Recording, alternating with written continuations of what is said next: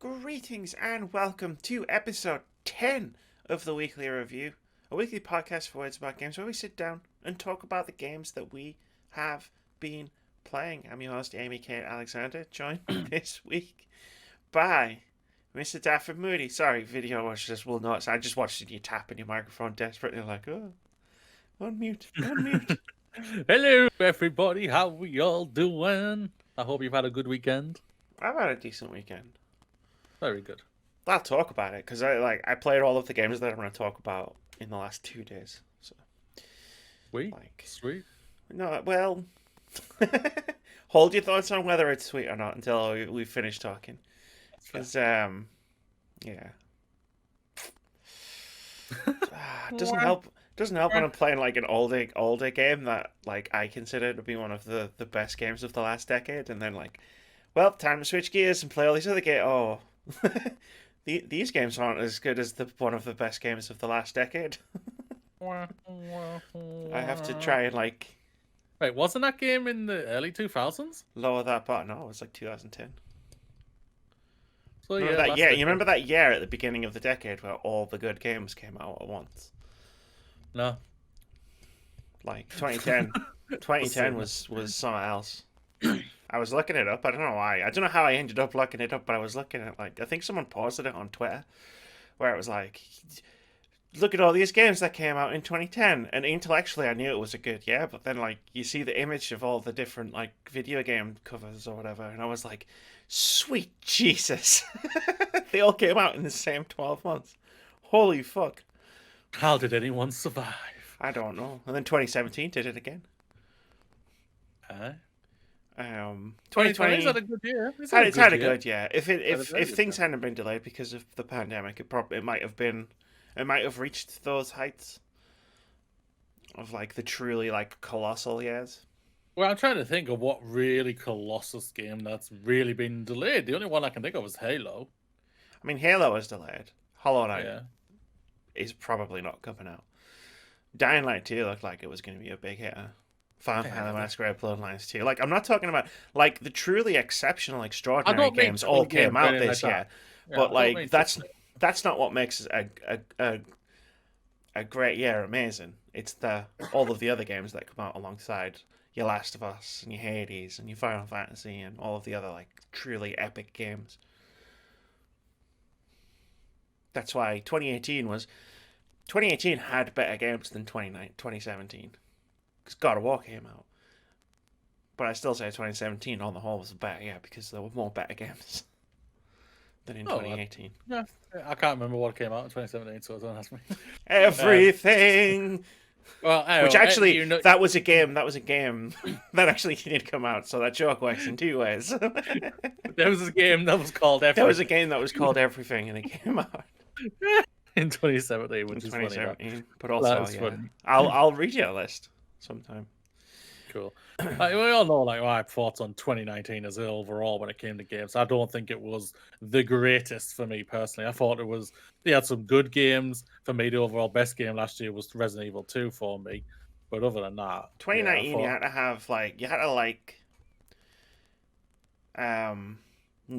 like more niche stuff, I think. With 29, I mean, I'm wearing a fucking Disco Elysium t-shirt. That was fucking game. I didn't even hear about that game until the Game Awards.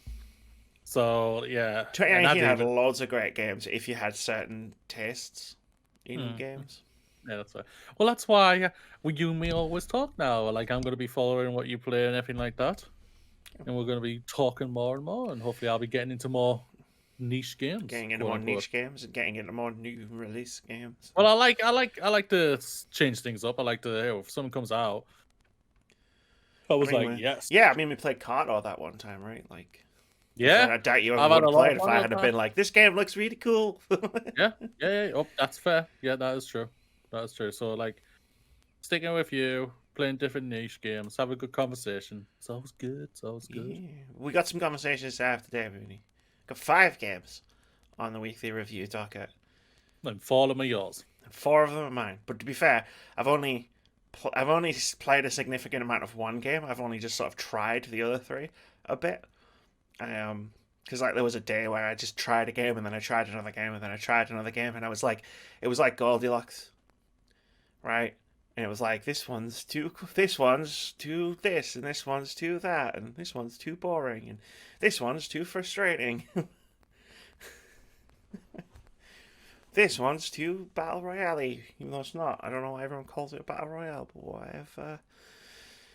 If anyone's wondering what literally just happened on the video version, I got attacked by my partner wanting her jacket. Shit. Gotta have a jacket. Yeah, you have to have your jacket. We are talking about Haven. We are talking about Worms Rumble. We are talking about Rocket Arena. We are talking about Spider-Man Miles Morales. And we are talking about Morbid, the 7 Acolytes. Sweet. 2 of those, of the 4 games I played, I got a review code for 1. 1's in Game Pass and 2 of them were PS Plus games. I spent nothing on games. This week I just realized, like, apart from subscription costs, which, you know, I would have paid for anyway. So that's cool. Let's do the thing and talk about the games. Oh man, I'm going first, I guess. So I'm going to talk about Haven, which is a weird game. Haven. It's out on Game Pass. It's out on a bunch of platforms though. All of them, I think. Both of the PlayStations, all 3 of the Xboxes, PC. It's a weird, quirky RPG where you play as 2 characters who are in a relationship, and they have escaped the apiary, which they sound like dicks. I'm not gonna lie, like in terms of like learning about who they are and stuff, they sound like dicks. They're like the people who run everything, and they've escaped to another planet to live out their lives free of the apiary. And you play as them as they're like trying to like survive on this planet. And yeah, it's an RPG. The planet itself is pretty cool. It looks very nice. It's like floating islands connected by these weird, I can't remember what they're called, but you basically you go across them, and like it's like they're like very small levels, right? Yeah. That are all connected around, so you like explore the planet and you find like resources you need to survive. Food, apple juice. Like literally, the first conversation in the game is all they've ever been able to find is apple juice, and they're sick of apple juice because you're just eating the same thing over and over again. But it's very cool. It's where would you like me to start talking about why it's very cool? What is it about this game that made it work for you? Alright, cool. So the thing that makes it work for me is like the characters, and the maybe the story as well. I don't know. The story's kind of just like there.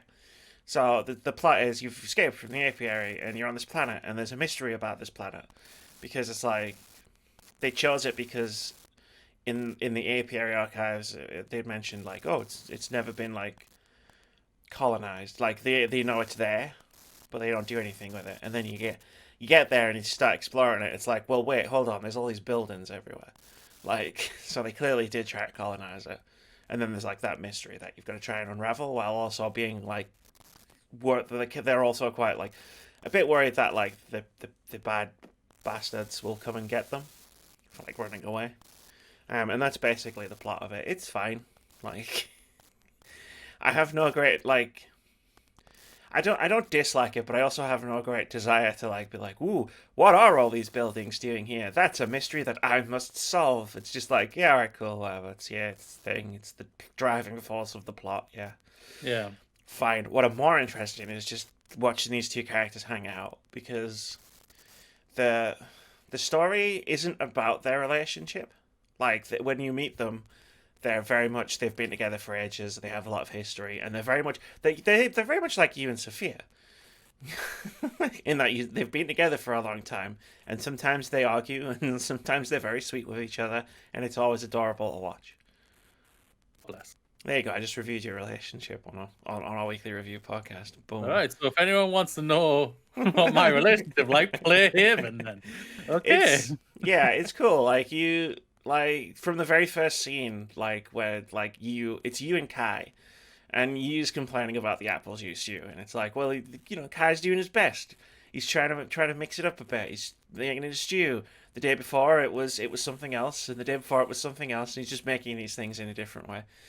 And from there, you just get to hang out with them as they like go through all the stuff for the plot that I've just talked about. But they also like there's so many like I want to say intimate moments without it sounding like I'm talking about woohoo sex, but no, that's not what I'm talking about. There's so many intimate moments with these characters.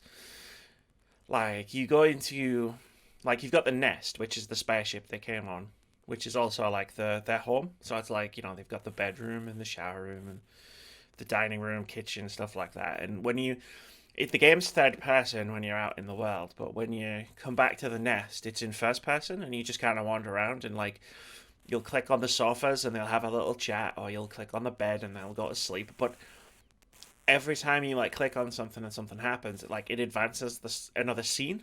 It doesn't necessarily always advance the story, but there's always another scene where you get to see you and Kai being like them being you and Kai. They're just great to hang out with.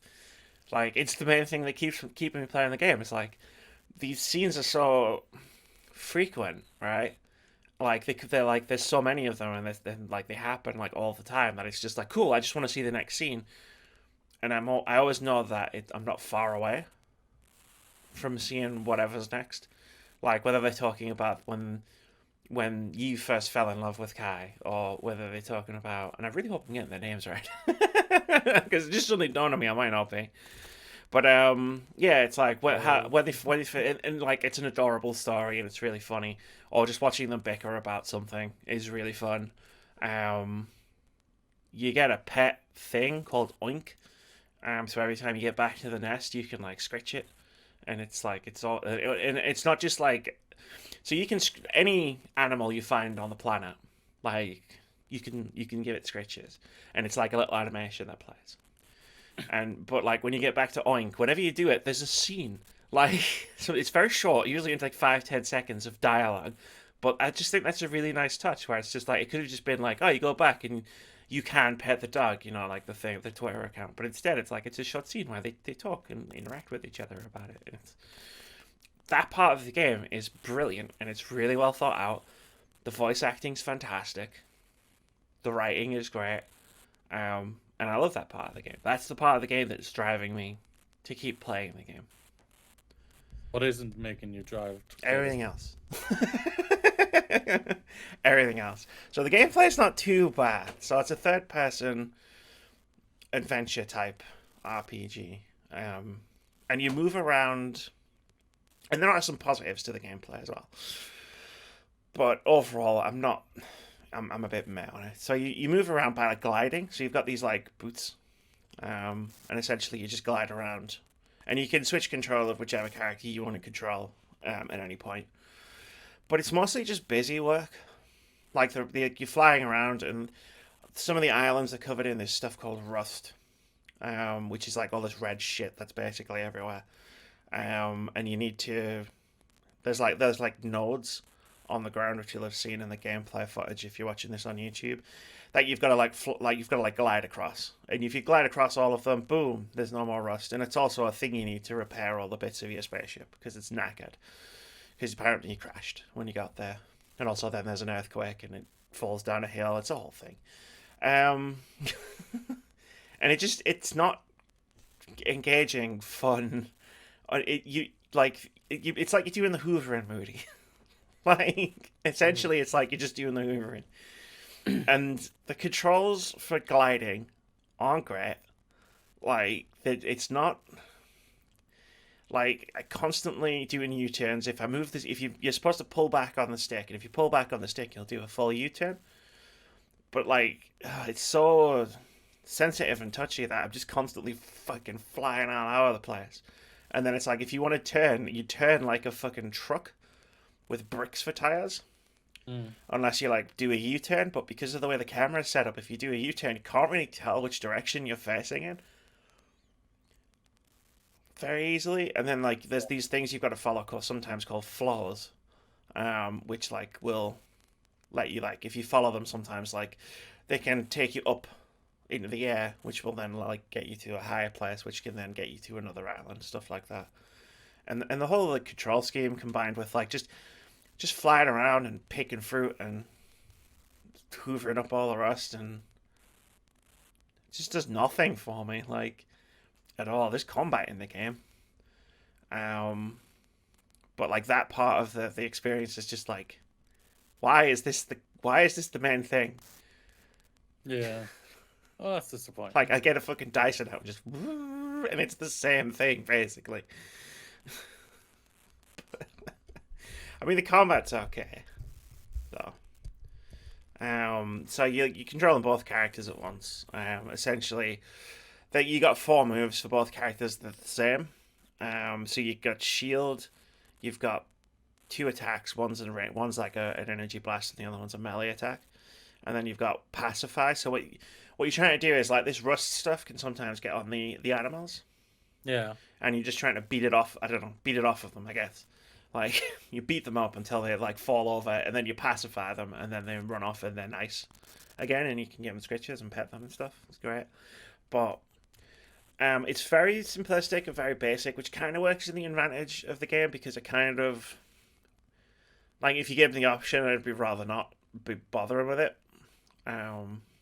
But it's not like the rust collecting or the collecting the food. It's like, it's not something I actively dislike doing. It's just something I just, if you gave me the choice, I'd rather not bother. Like, there's some cool ideas in play. Like, you control the 2 characters basically simultaneously. So what you tend to fall into the rhythm of doing is, like, because if you do shield on one of the characters, then if whatever attack comes next, that character will block. So even if the creature attacks the other character, they'll jump in front and take the hit for less damage. So you get into this sort of rhythm, but they can only take 1 hit, and then they've got to wait for their shield to recharge. So you get into a rhythm of, like, shield with one, attack with the other, and then once that is done, then you switch and you shield with, you know what I mean, to try and, like, keep the damage sort of evenly spread. Yeah, I know what you mean, yeah. The creatures will be weak against one of the 2 attacks, and they'll be, like, pretty defended against the other one. Some of the bigger ones, you'll need to do duo blasts or duo impact, which is basically where you do the same move with both characters at the same time. And then it's like this big powerful move where they both do the blast, and it's like whoop-ah, boosh, like in an anime, like team up attack. And like, there's some interesting stuff in there with timing. And sort of like figuring out when you can do the attack, because you don't want to take massive amounts of damage by not having someone blocking. So it's like figuring out when you can attack and stuff. It's kind of interesting, but it's never really massively engaging. But it's also never really feels like it's too much in the way. Seems like it's got structurally unbalanced how it does certain things. It seems like, going off what you're telling me and everything, which is obviously disappointing and everything like that. Obviously, this team has probably put a lot of heart and soul into this game. They definitely have. You can tell just by the way it's written and the 2 characters themselves. And it's a great game. It's on Game Pass, man. If you got Game Pass, it's cool. Play it. If you end up, like, falling in love with the characters, you'll go through the game still, no problem. Like the way their relationship is folded into the gameplay is quite interesting as well. In, like, small subtle ways, like when you're gliding along, if you glide along in a straight line for a while, the character who you're not in control of will, like, fly up to the side of the character who you are in control of, and they'll just hold hands as they're gliding along. Yeah. If you stand still, which I found out when I put my controller down at one point, if you stand still, like, they might just hug each other, and then that hug will also heal, like, damage and stuff. It's like, that's a really nice touch. Yeah, like, that's really unique. That the level up system, like food, for example, like, I'll take food where it's like you eat to regain health, but it's like, because they're a couple, and the whole thing is based around them being in a relationship, so they share the meal. So when you eat, you heal both characters, not just one character. Like, which, you know, it's subtle, but no other RPG really does that ever. Like, you have to basically slam food down each character's throat. When you level up, it's based on, like, the characters' relationships. So you'll get a tiny, tiny amount of XP for fighting and defeating enemies. You get more XP for, like, eating or like you'll get more XP every time there's a scene with the two characters. At the end of the scene, you'll get a decent chunk of XP for it. So like the way you level up isn't by beating the shit out of all of these animals. Like really, the way you level up is like just these characters just being together, which I thought was a really good, nice touch. Yeah, it definitely looks like they seem like they focused on the relationship. That's the core value to them, and it sounds like what you're telling me, they've done a really good job on that, which is fantastic. So yeah, and the way it's really cleverly structured into the gameplay. Mm-hmm. Well, that's brilliant. Well, that's really good. Like it's on the best thing out there right now, which is Game Pass. So I've just had a look and I've added it to my play later list. So like I'm hoping to like crack through a couple of games over the obviously Christmas holiday break, which we're soon fast approaching, everybody. But yeah, I know, right? It's coming up. 2 weeks. We got 2 weeks. We got 2 more episodes with this soon. Yeah, and we're doing one of them right now. Yeah. And I'm on my indie shit again. Sort of. I'm also talking about an EA game later, but yeah, not a big one. But yeah, like Haven, check it out. Like story driven, yes. If you're after something that's story or character driven, like do it. Like the game isn't difficult in any way. Like I managed to find adjustments for things like it was really difficult to stay on floors because of the camera issues I was mentioning. You can turn settings up that just basically stick you to the floors a lot more to make it harder to like fall off of them. You can do a lot in the menu to make the game more accessible, and essentially it's like modular difficulty. Like you can change things depending on like, oh, I'm finding this part, not necessarily I'm finding this part too difficult, but like, oh, I'm finding this part a bit tedious. So maybe I'll just make it go a little bit easier or a little bit faster by just doing the thing and changing the menu option. It's like, cool, that's great. Because now it's like floors which were a major source of annoyance for me. Like there was a tutorial where you upgrade the boots and you learn how to like do the thing where you can use the aerial ones and go up in the air. And I did the tutorial like 4 times and the game was like, even one of the characters was then like, hey, maybe we should take a break, and the tutorial ended. Because the game was basically just like, you're not getting this.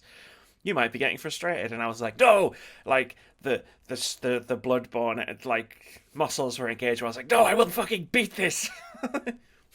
I beat Vicar Amelia in one go. I can glide across a single line. And then I found that menu option. I was like, wee! I did it. That's very good. That's very good. Did you complete it, may I ask?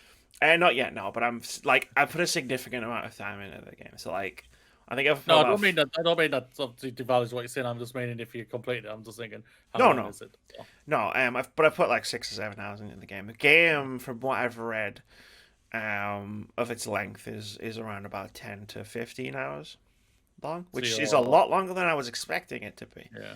Based on the type of game it is, but I can see myself putting that amount of time into it. Like I plan on finishing it, unlike the rest of the games that I'm going to talk about. Well, 2 of them are multiplayer games, so I guess you don't finish those, but you know what I mean. No, we don't finish the multiplayer game, no. Bit impossible.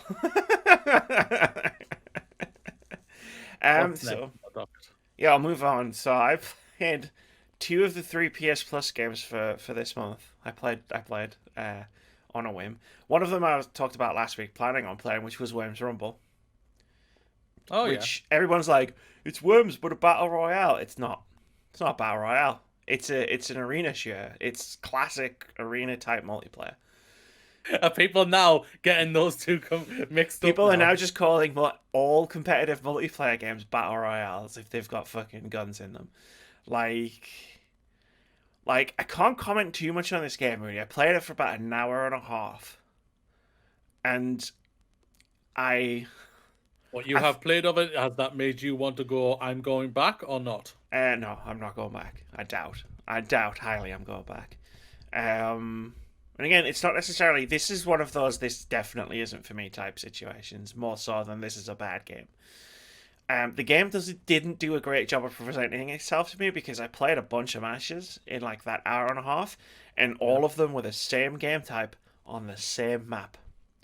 Oh. I didn't get a different map. I didn't get a different game type. And I was just like, "Oh fuck this shit." Are you sure it's not a battle royale? Because that's what a battle royale is. No, it's not. So it's up to 32 players, and what alarms me about the potential population sizes, I never hit that.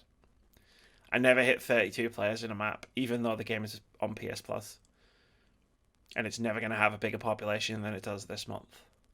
And you could tell as well. That tells you itself what the PlayStation fan base think of this. Yeah, I was so I was playing it on PS5, and obviously and like it's like one of the first things that happens is when you start the game up, it asks you if you want to enable crossplay.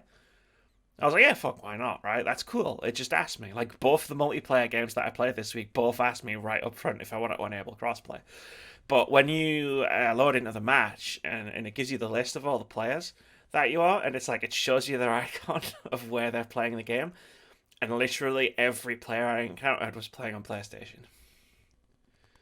Like, there was not that. Like, I didn't come across anyone playing this game on Xbox, on PC. I don't know if it's on Switch. Literally everyone was playing it on PlayStation, which makes sense because that's like so many people are going to have downloaded this and just tried it out, right? But it's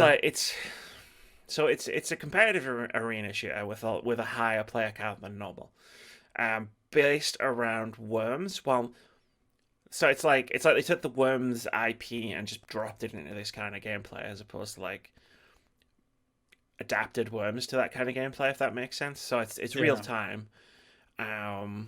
It's quite fast paced, which obviously is not Worms, like a classic Worms. So that was the first part where I was like, "Ooh, this is very different." I ended up playing the tutorial 3 times because I couldn't figure out how to get out of it for a while. So that ate up a chunk of time. Managed to get a pretty good time on it by the end though. But it's like a 2D, almost like a platformer type situation. The levels are pretty big. And everyone's a worm, obvs. And it's got some of the weapons from like the previous game in. And you'll start off every time you respawn, you'll start off with either a pistol, a shotgun, or an assault rifle. The weapons aren't really balanced. So if you start off with the assault rifle, you're gonna have a good time. If you start off with the pistol, just find the nearest bad guy and let them kill you. Let them in. But you can pick up other weapons. So there's like signature sort of Worms type weapons. Like so you can pick up, the bazooka, which is a horribly bad weapon. In this game type because everything's moving so fast, it's so difficult. You're aiming at characters that are so small. It's like it's impossible to get a good use out of it unless you do it by accident. Like literally the starting assault rifle was the gun I basically stuck with, like when I had it because I was actually getting a lot of kills with it. It's like a twin stick type situation where you're moving with one analog stick and you aim with the other one, and you can see like the cursor on the screen. You can pick up some equipment, like the Holy Hand Grenade is in here, the Sheep Launcher is in here. You can get the grappling hook and swing around the levels and stuff like that. And the level that I played is quite well designed. Like there's like hidden tunnels you can access, which like you can only see inside them if you're inside them. So you can get a nice surprise, or you can set up an ambush, or you can get nasty shocks and stuff by going in them. But like I played it for a bit, and it was fine, and I did all right.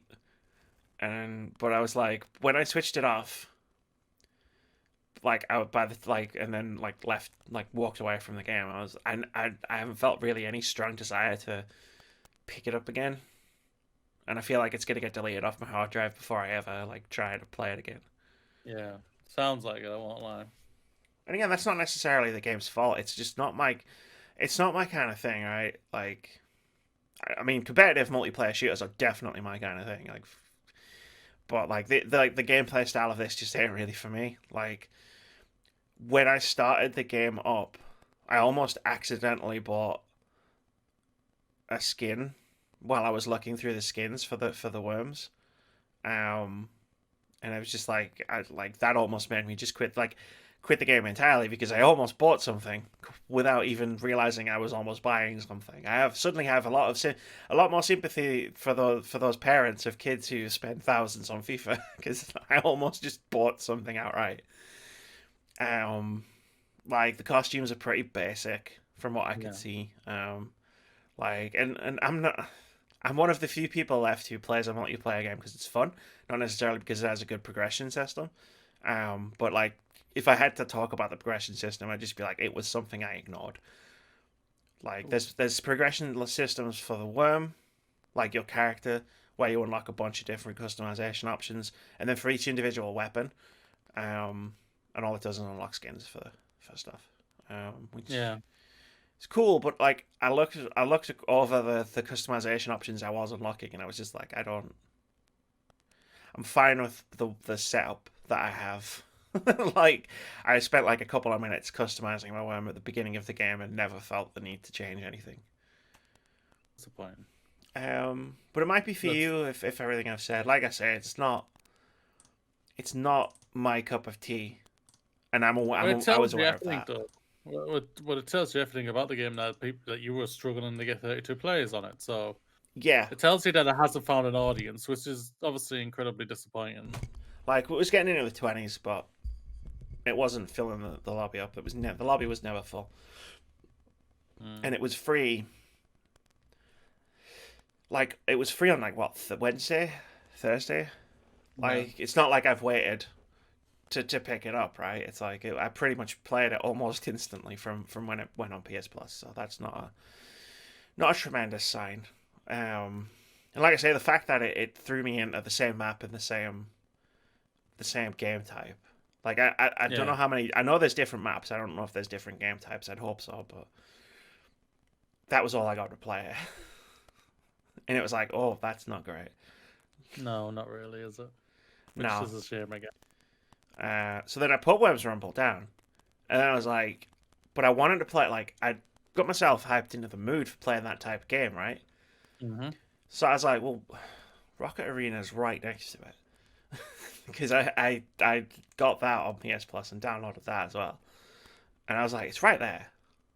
I might as well just play this. So like as soon as I was finished with Rumble, I was like, cool, I'm gonna play Rocket Arena, and I did. I booted up Rocket Arena.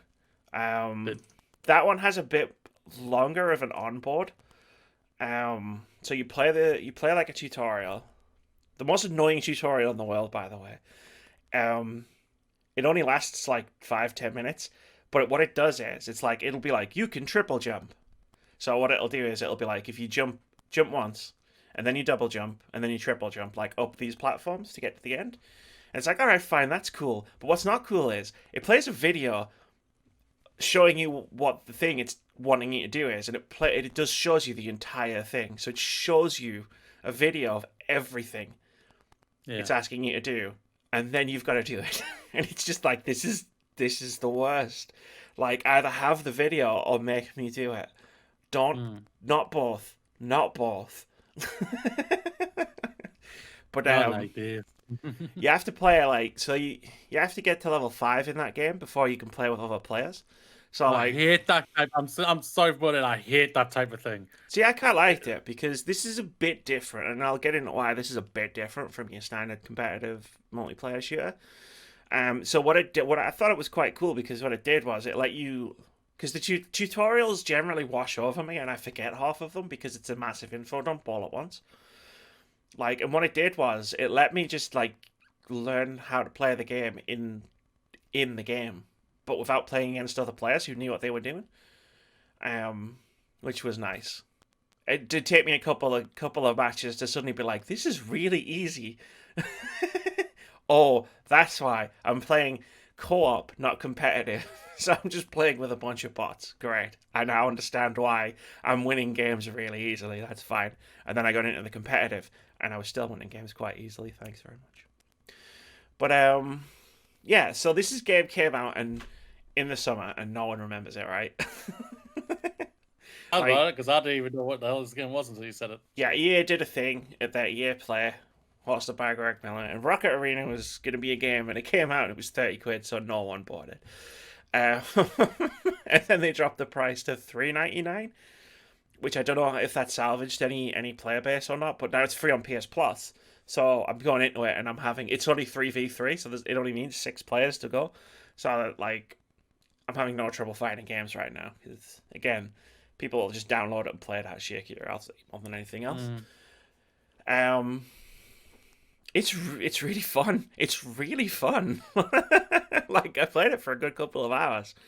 And unlike Worms Rumble, when I was finished and walked away from it, I was kind of like, I could see myself playing more of this. Like, I got to play on multiple maps in multiple game modes. But this is like a hero shooter crossed with a sort of an arena shooter. So like you pick a character, and the characters have different ways of moving, different special abilities, different attack types. So the character I kind of picked straight away and kind of settled on is the character that's on screen right now. I can't remember for the life of me remember her name, but she like floats around on a hoverboard type thing, and she's got like this rapid. All the characters fire rockets. Obviously, it's Rocket Arena, and the character fires like rapid fire rockets. I don't do too much damage, but obviously it's rapid fire, right? So you can get a lot of hits in if you're accurate enough. And like I got on well with her abilities, so I just decided to keep playing as her. Because I was like, I wrapped my head around this character almost instantly. This is great. The main thing that this game does, though, that I really loved and appreciated, is that none of the characters have health bars. For some reason, and I kind of think this is a bit genius, Rocket Arena has kind of taken the health system of Super Smash Brothers and applied it to a third person shooter where everybody's armed with rockets. So it's kind of brilliant in that when you hit or when you get hit or when you're hitting other characters, you're building the blast meter up. Right? And if that blast meter fills up and then you hit them again a couple of times, they just fly out of the arena. Not bad, yeah. That is an interesting fact because, like I say, no one else has really used that. No. Like, it's always health bars, right? You run out of health, you die. That's how it works. But in this, it's like you'll be someone up in the tower, and you'll just like, and then you just watch them just go. There was one where I got them trapped in a room, Moody, and they just started bouncing off all the fucking walls. I was like, this is great. And you straight back into it as well. So you go off, you fly off once you've been mega blasted, it's called. And you fly off out of the arena, and then you like stop, and then it automatically like brings you back into the arena, and then you just keep fighting. And I thought it was really, really cool. Like, that alone had me like intrigued, because I was like, it works so well for the game that Rocket Arena is, and also it's just really cool. Like, you remember I just come off the back of COD, and tried multiplayer in COD, and being like, yeah, this is just more of the same thing I played in 2007 when I played 150 hours of COD 4, right? Like, it's the same fucking game practically. And then it's like, I've come to this, and it's like, this is really different. And then on top of that, like, I played a bunch of different game types. One of which was Rocket Ball, which is great. There's a ball, and you've got goals at either side, and you've got to pick the ball up, and you've got to fly it, and you've got to throw it into the goal. Yeah. Or fly into the goal. But it's still the same exact game. So it's like, it's really fun. It's like, it's actually on the screen right now. It's like, yeah, I'm taking out the enemy ball carrier, right? Or it's like, one of your other guys has got the ball, and it's like, cool, we're gonna run interference and like try and like shoot people out of their way to try and get them to score a goal. It's really good. It's really fun. So it sounds like basically just EA bought it up, thought, oh, we have something here. Let's throw it out for money. Yeah, there's something here. The mistake was they threw it out for 30 quid. Yeah. I never would have bought this game for 30 quid. Yeah, they sent the game out to die. They should have done the same thing as Apex, make it for free. Like, if this was a free-to-play game supported by monetization, like there's a battle pass, I haven't even bothered. And I won't. I'm sorry, I'm not going to. Like, I'm having fun with it, but I don't know if I'm going to play it long enough to unlock all the cool stuff on the battle pass. Like, I changed the character's costume once when I unlocked a really cool costume for them. And beyond that, I was just like, man, not really that fussed about any of the other stuff. When you start the game up, do not continuously push cross on your PlayStation controller, because it will prompt you to buy the platinum pack, or whatever the fuck it's called, like the premium pack for £4. Like, I got very confused when all of a sudden the PlayStation Store thing popped up, and it was like, "Oh, you sure you wish to proceed?" I was like, "Oh, hang on, I don't want to spend any money here." That was the whole point. But it's like it's really fun. Like if you fall off the map, because like you're constantly looking all over the place, right? And there's a lot of drops in this map where you can just drop off. Yeah. Which normally would infuriate me because I'm obviously not paying attention to the ground. I'm paying attention to what I'm shooting. But if you like fall off the map, you can rocket jump your way back up the wall. So if you just start shooting the wall, like shooting like down at an angle on the wall, you can climb your way back onto the arena. That's disappointing. No, that's great.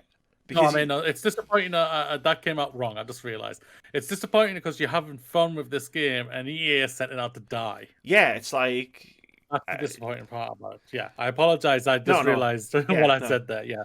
Yeah, that's fantastic because there's only one way you're going down. It's like you either fall off the map or you get blasted out of the map. Yeah, like there's not like, oh, I've taken too much health damage. I'm on 6 health. This isn't great. Oh no, someone's coming around the corner. I'm definitely gonna die. So you can get out of any situation you're in. I hope the money that the company got from EA was enough for them to be sustainable for a bit, so they can make a new game. And then put it out somewhere, hopefully where... Well, this is on Season 2 now. And I'd be interested to dive back into it in a couple of months when... Well, if it's on Season 2, it has a player base then. They've kept the game supported. Like, I think the game was a Twitch Prime game at some point. So I'm sure there was some free Twitch Prime users. Yeah. And this is obviously now on PS Plus. And what I'm kind of hoping is, like, if they then slam it into, say, Game Pass... Which I guess it's in Game Pass, right? Because it's an EA game. So I'm pretty sure it's in EA Play. So I'm pretty sure you can get it on Game Pass. So I'm thinking like it might have been like they might have saved the game just purely because like saved the game from their own stupidity of launching it at £30 purely because it's now been available for free on all major platforms. Like one way or another, right? It's like if you've got a subscription on any of the major platforms, you probably have picked this game up. Yeah. And I hope that it does. I hope, like, if I pick it up in a couple of months, it's still got a player base because it's pretty fun. It's not going on my Game of the Year list or anything, but I could see myself fooling around with this game every now and again. Well, I hope so. I said that now, probably will end up in my Game of the Year list. Dun dun dun! So crazy. She is, ladies and gentlemen. She is. She had some hot takes a couple of days ago. Now I played one more new game, but I'm going to yield the floor to you to talk about Spider-Man. Well, I get to speak. I was gonna put it before Rocket Arena, but then I thought the story of how I played Worms and then Rocket Arena kind of led into each other. Yeah, that's fine. That's fine. So yeah, I'm playing Spider-Man Miles Morales on a base PlayStation 4, ladies and gentlemen, not the PlayStation 5. Before you talk about the game itself, I need to know because obviously I covered it PS5 in the PS5 review episode. So how is it like performance-wise compared to what I described? I'm sure it is not as pretty as it is on the PlayStation 5, but it's still a darn good-looking game on the PlayStation 4. Performance more on. You think I was going for Prey? 60 frames a second, Rudy. No, this game still looks really good on a PlayStation 4. They've done a cracking job. It is I love the opening. The opening is brilliant. It's so much fun. They throw in so many different types of gameplay elements into that one little opening. I was just thinking, this is how you just swing back in being Spider-Man. Even if it's a different Spider-Man, you're swinging you right back in there. And I love how they do it. It's still with the great commentary with the characters and everything like that. And I know, like, when we talked about it, when it was revealed that they changed the look of Peter Parker, when he takes his mask off and you see Peter Parker, I'm just like, I didn't even notice that it was a different look. I was just like, because it's the same voice. So I was just thinking, that's Peter Parker I'm hearing from the game. That's who I expect to hear and everything like that. And it was still just as great. Really enjoying what I've played so far. Gameplay is what it was for Spider-Man, like what you confirmed yourself. But it is just, it's really interesting what they've done with the Miles characters, their powers. Obviously, I like the Venom Strike and everything like that. And I haven't got the camouflage yet. I haven't got that part yet. Yeah, it's a lot of fun. I'm really like what I need in my games or anything, any entertainment I need. I need a character to care for. I care for Miles. Oh yeah, I want to take care of Miles. Miles is fantastic in this. Yeah.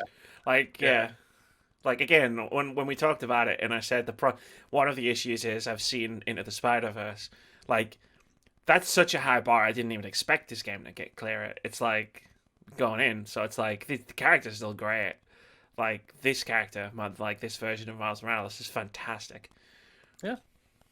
Yeah, he also, I'll just say that for me personally, didn't need to clear that bar either because it's a different medium. So yeah, no. But no, yeah, it's gameplay is still buttery smooth. I really love the combat and everything like that. It's really well done.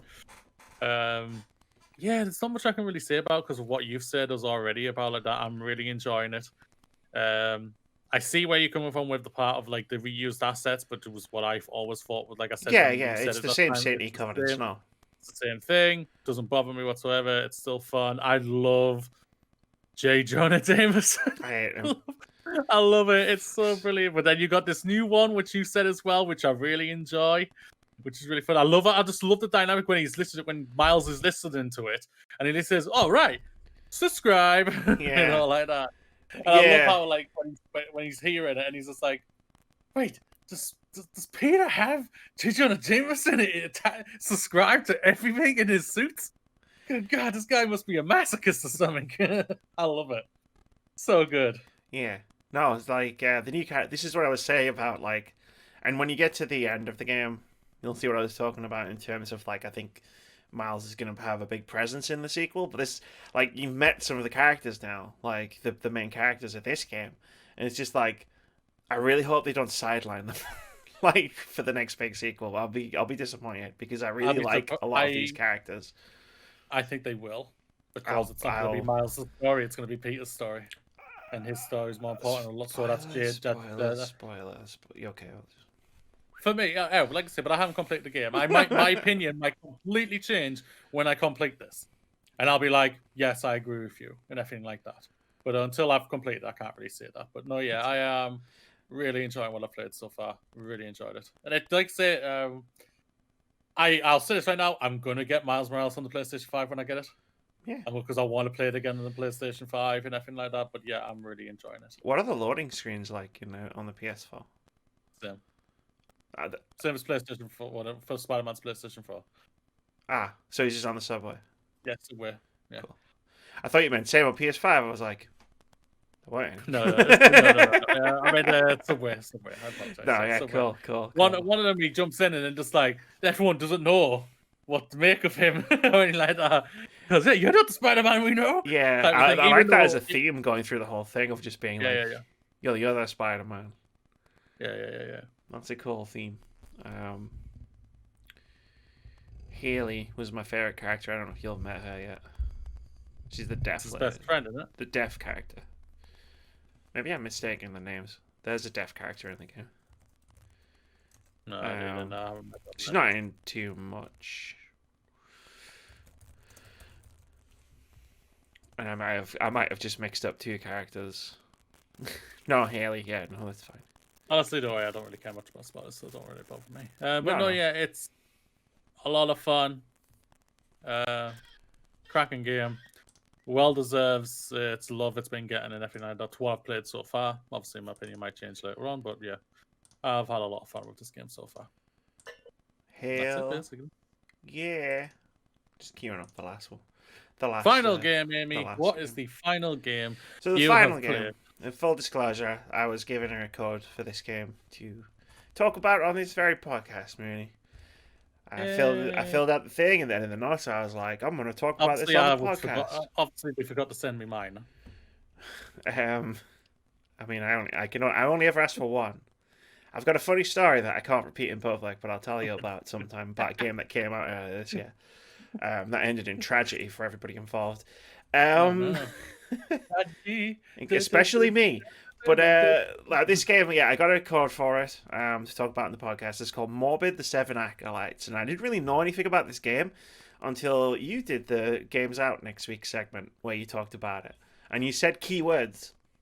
You said all of the right keywords. Isometric, RPG, Souls-like, pixel art, and a checklist went off in my head. and it was like storing for future information. So like I went out and got a code for it.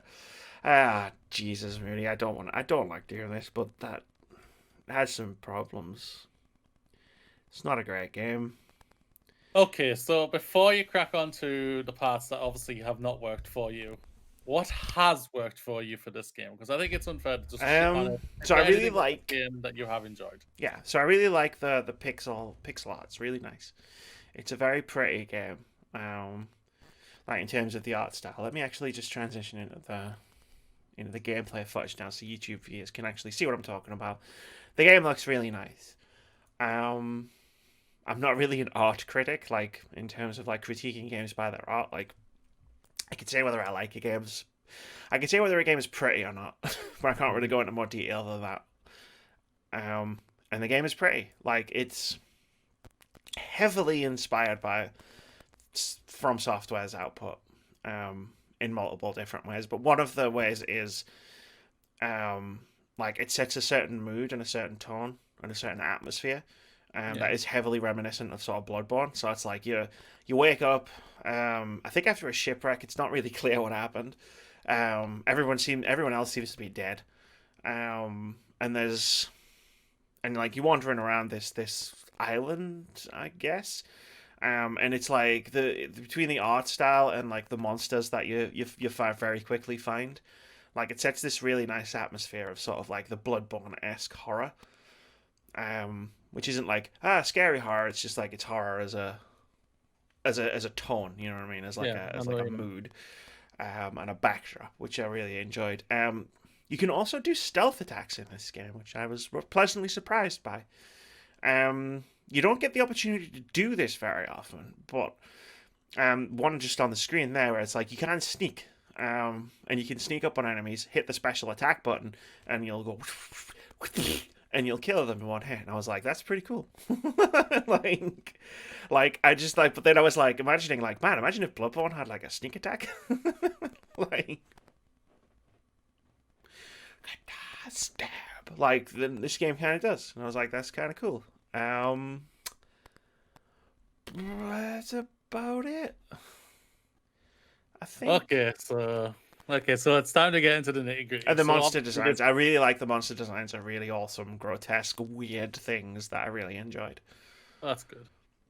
So obviously something is obviously not working for you. So what has not worked for you on this game? So it was kind of fine. For like I played the game for about an hour and a half before I had to stop. Or my very brand new DualSense controller was gone through a wall. And not in a haha, aren't these Souls-like games so hard? In a this is fucking the worst. Get me out of here. But it started off quite fine. You're learning, picking up the game, you fight the enemies, and it's very much like any Souls-like game where it's like you have to learn the enemy's attacks. You have to learn when to dodge. You have to learn when to try and block. You have to learn when your openings are to attack. And it turns out you don't really have any openings to attack. You basically you hit an enemy and then you immediately dodge. If you don't do that on literally any enemy that isn't a boss, and we'll get to the boss I tried to fight in a bit, you will get hit. This is what I learned in the first part of the game. I was like, I tried to be clever, I tried to exploit openings, I tried to create my own openings. Nah, mate. You hit and you dodge. If you don't do that, you're gonna take a big chunk of damage. Which was my first clue that this wasn't going to be a great experience. Because there was no nuance to the combat. It was literally hit, dodge, okay, like roll past them, hit them again, roll past them, hit them again. Okay, my stamina's about to empty out, so I roll away. Wait for my stamina to recharge. But while like slowly walking backwards, because the enemy's walking towards me. It's like, okay, my stamina's back. Hit, dodge, hit, dodge. And it was like, oh, and this is every enemy. I want to point out. Like, it doesn't matter how big they are, what weapons they've got. It's just like you hit, you dodge, hit, you dodge, hit, you dodge. So there's no nuance to any of the enemies. Yeah. The only enemies that you even those ones you kind of do. There's enemies in a cave in the second area that you find, and they're horrible for an entirely different reason I'll get into in a bit. But basically, like they're like this big fucking weird mushroom looking guys. Like they're literally mushrooms, I think, that don't move, and they just like whip out with a tongue thing, technical thing, right? And it's like you have to do the same thing with them. Like I found a spear weapon which gave me some reach in exchange for doing fuck all damage. And essentially what I was doing was I was like, you'd poke them and then you'd roll backwards. And then I'd walk up and poke it and then I'd roll back. And you know what I mean? And it was just like at a certain point I'm questioning what I'm even doing. Because it's just like this is dull.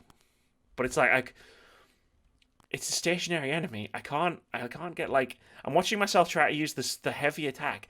You can't use the heavy attack in combat because it's too slow. You'll just get hit, and when you get hit, it knocks you out of the attack. So you can't even tank because the heavy attack can kill a lot of enemies in one hit, like especially near the beginning. But you can't tank through a hit to do the attack. Like if you get hit, you stop whatever you're doing. Like you've just been spotted in a Metal Gear game, like an old one. Snake. And it's just made the combat like really like dull and repetitive very quickly. And that was before I even got to the boss. But I want to get to that. There's something else I need to talk about first, which is so you, as you might expect, kill a bunch of things, earn a bunch of experience points, right? Mm-hmm. Yeah. You can't spend them until after the first boss. And I had to look this up because I had like I think by the time I was finished I had like 5 or 6 experience points, and I was like, if I could just level up, maybe I could just power my way through the boss, right? Yeah. Like just fucking force past it, but. Like the leveling system sounds interesting from what I was reading about it, because eventually I was looking it up going, how the hell do you level up in this game? Because it's not in the shrine, which is basically the bonfire from Dark Souls or the lantern from Bloodborne. Mm-hmm. Like you rested it, you get all your healing back, and also all the enemies respawn. Because why wouldn't they? It's a Souls like. Sorry, I'm just looking, and this is the bit I want to talk about at the end. But it's like. The leveling system sounds interesting. So you find blessings and you spend experience points to activate them. So it's not necessarily like you're spending them on strength or agility or stamina or whatever the fuck else. Like that sounds really cool, but I'll never know because you have to beat the first boss to get them. Like doing the first 2 areas of the game is the progression is entirely horizontal. Like at a certain point it's just like cool, I'm not going to get any better at this. Because I'm as good as I'm gonna get at this. But like not getting past the first boss has nothing to do with skill. It has everything to do with patience. Like I lost my patience with this game. So you've got a lot of patience. I play games like this all the time. Some of these types of games, Bloodborne is one of my favorite games ever. I've got all the patience in the world, except. I ran out with this game. It pushed it and tested my patience too far, and I just broke. So the second area of the game is like caves, right? So it's these tight corridors, and you explore them. And there's a few different enemy types, including those little mushroom things that don't move and whip you. That are very difficult to get past. If you're just trying to get past them. And as you're going and exploring, you're finding some items. And you're unlocking shortcuts. So there's a shrine, pretty much right at the beginning of the level, which again is like a bonfire. So it's like the checkpoint that's where you wake up if you die. Yeah. And you unlock these shortcuts as you go on, so that you can easily get to the end of the level from the beginning. The idea being you're gonna die when you fight the boss. It'd be nice if you could get back to the boss very easily. That's the theory, but I don't know if the people who made Morbid know what a shortcut's supposed to do. Because I unlock these shortcuts, but I still have to go past tons of these little mushroom fuckers with their technical whip things. Elite level enemies that do more damage and have more health. Multiples of them. And then you get to the boss of the level, and you have to go up some stairs. Right, it's like this big staircase, and then it turns left. It's on the screen right now if you're watching on YouTube, and then another left into some big staircases, right? There's two enemies. So eventually, I'm fucking sick of fighting my way through all of these enemies. I've never got to the boss without taking damage. Like, because again, elite level enemies are in my way. This is supposed to be a shortcut. It's a terrible shortcut. So eventually I just started running. I was like, I'm just going to run to the boss because I'm sick of this fucking shit. It's getting me nothing and it's getting me nowhere. So I'm just going to do it. And I ran past everything, still taking damage because stationary mushroom things with whips that cover half the fucking corridor. The last two enemies that you run past, as I found out the hard way, will chase you all the way to the boss. So it does the thing where you get on the stairs and the camera goes, whoa, look, a big, massive fucking guy who's going to kick your face in. And then it comes back, and literally there's two of these fucking guys, and they're just, like, immediately attacking me because they've followed me all the way to the boss. Right. So that run ended spectacularly badly, as you might imagine. OBS did something weird there, but it looks like it's fine. That run ended spectacularly badly, so I was like, right, cool, I've got to run, and then I've got to stop, and I've got to kill these two guys before I get up the stairs, because otherwise I'm going to have to fight them and the boss. So I did that, but it turns out if you try to fight those two guys in the area before the boss, one of the elite level mobs chases you to that point, so then it's like, right, well, I've got to deal with this fucking guy as well. Or not, or like deal with the other two guys in the boss fight. Great, fine, fucking right. So at this point, I'm in really fucking salty with this game being horrible. And then I finally get a run at the boss. And the boss has so much health. Moody. They've got a very limited number of attacks. They're really easy to dodge, except there's one really inconsistent one where the boss does a swing, and sometimes it'll catch you when you're rolling past, and sometimes it won't. And I lost my fucking patience with the game. So I started dying to the boss because I needed this fight to be over. Not because I was making mistakes, right? In terms of like, ooh, because you've watched me play Bloodborne, right? Yep. Like, and you've seen me fail at bosses multiple times. Actually, no. No, you've seen me fail at bosses multiple times. You've never seen me win a boss fight. But like every time I die, I'm always like, cool, I know exactly what went wrong. Like I fucked up. Yeah. Or I need to manage the poison. Like when we were doing Bloodstarved Beast, and it was like, I need to manage the poison in the final phase better because it's chewing my health through. I need to be more attentive to like being poisoned. Stuff like that, right? I would never walked away from a boss fight salty and thinking that was fucking stupid, like that went against me. Like it was always, I know exactly what happened there. This was a case of I was dying repeatedly because I was just trying to get the boss.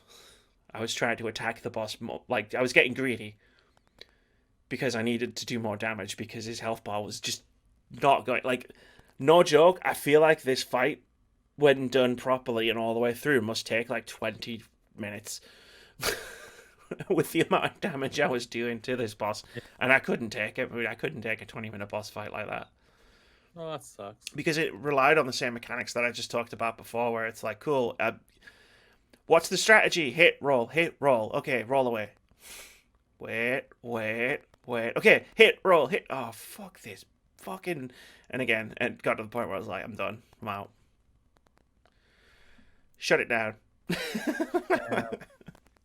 I'm not sure even what to ask you because I think you've gone right into full-on things here. So, like, it seems like it's a fundamentally flawed game that they've tried to obviously do a very unique take on a Souls-type game, but obviously they haven't fundamentally hit it right where that, okay, you can die here, but we've got to show the gamer that there is a way type of mentality, and also not make the first boss incredibly repetitive to the part where long because of all of its health and everything, and also the fundamental part of why that's again going back. It's kind of like going back to the other game where you have to level up to a certain level to do these certain things. This seems like it's kind of like the same type of thing. If you want to level up, you have to get through this boss. Through this level section. And that is fundamentally just a flawed gameplay aspect, I think, for any games. Like Siege, Rainbow Six Siege does it. Well, it did it. I don't know if it changed because you had to get the level 20, if I remember rightly, if you want to start playing ranked matches in that. And I thought it was just like, that was so stupid, but whatever. Yeah. And it's the same, like it's gone on to the same thing here, which is just fundamentally, it's just a flawed thing. Yeah, it's just like if I could have gotten my damage up, it could have been an interesting boss fight. Yeah. But it's such a double. It reminded me when me and Keith used to play the original Destiny together. Because like when the game first came out, the first one, like we had a really good time with it. Up until we started doing the post game stuff. When you go into those boss fights, and the boss fight's not challenging. It's just you lose your patience with it because it takes so long that you make mistakes because you're just trying to make it end. And that's what this was. It's not that I didn't get good or whatever. Like I knew how to play the game. Like like it wasn't that difficult for me to pick up. Like it's a challenging game for sure, but if you're paying attention, it's like Bloodborne. It's a challenging game, but if you're paying attention, you can get through most things pretty well.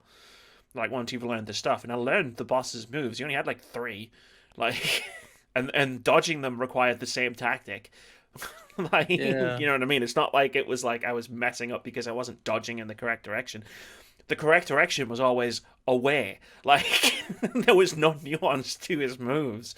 But like it's just that I just kept taking loads of damage because I was like, I want this to be over so I can keep going. Yeah. And then I reached the tipping point of, but why do I want to keep going? Right? Oh, I don't actually want to keep going. I just want to keep going because right now this is the game that is in front of me that I'm playing. And I can actually just stop. And I did.